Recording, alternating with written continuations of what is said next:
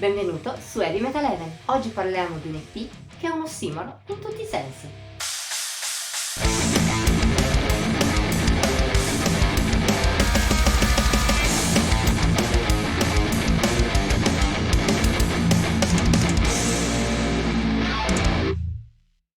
Come è noto, si ha un ossimoro quando, nella stessa frase, si accostano tra loro due termini o due concetti discordanti, se non opposti. Non stupisce perciò che gli Spiritual Deception abbiano intitolato proprio Oxymoron il terzo EP nella loro carriera.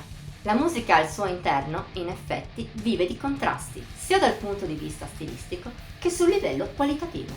Per quanto riguarda il primo, questa band, nata a Milano nel 2016, suona di base il death metal a cavallo tra brutal e technical, che anche il suo logo suggerisce, un connubio già ampiamente sfruttato nella storia del genere. Tuttavia i lombardi gli aggiungono elementi personali. Il più evidente, già a un ascolto distratto, sono le tastiere, che imitano dei cori o il pianoforte.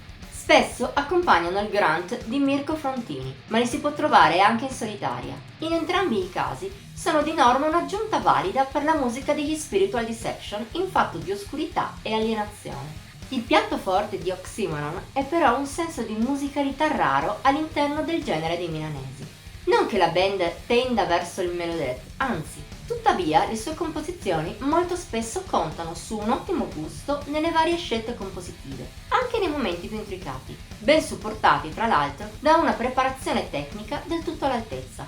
Tra le parecchie svolte di grande effetto, qualche spunto di vero genio e un'ottima attenzione per l'atmosfera, gli Spiritual Deception dimostrano spesso di essere almeno un paio di gradini sopra la media nel loro genere, anche se purtroppo queste capacità non sono ancora del tutto mature. All'interno di Oxymoron, infatti, a questi pregi il gruppo unisce anche un difetto. A tratti è come se non avesse il coraggio di osare del tutto, tornando ai cliché peggiori del proprio genere. Complice anche una registrazione piatta, che in fondo ci può anche stare per un EP di una band ancora molto underground, ne risultano dei momenti davvero scialbi. In certi rari casi è la tecnica a renderli tali, ma di solito a fare questo effetto sono i momenti più pestati. Col blast beat e i riff a motosega dietro non evocano davvero nulla, né hanno qualcosa da aggiungere a quanto fatto dal death metal negli ultimi almeno 25 anni.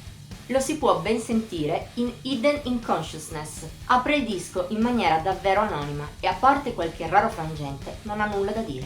Per fortuna in seguito l'EP si riprende, a tratti in maniera eccellente. Ne sono un emblema Captatio Benevolenze, di senso arcano e oscuramente magico, oppure la title track strumentale, leggera e introspettiva in una maniera inedita per una band death, ma non per questo meno apprezzabile. Lo zenith di Oxymoron è però la conclusiva Serpent Speech. Non è solo un piccolo gioiello di creatività, incastri di melodie e anche di riff, qui più incisivi che nel resto dell'EP. È anche un primo passo verso una nuova possibile direzione, che forse potrebbe portare gli Spiritual Deception verso l'indie progressive, o almeno più efficaci. Questo peraltro è il nostro augurio. Di sicuro il potenziale dimostrato dai Meneghini in queste 5 tracce è elevato. C'è ancora da lavorare con la band, che dovrà crescere in consapevolezza dei propri mezzi e maturità compositiva.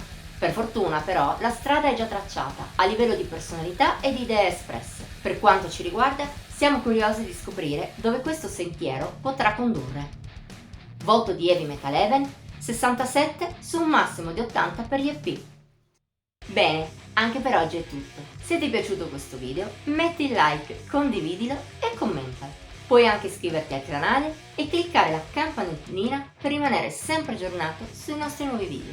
Ti invitiamo inoltre a seguirci sui nostri social, Facebook, Instagram e Pinterest. Trovi il link in descrizione qui sotto. Ci vediamo la prossima volta.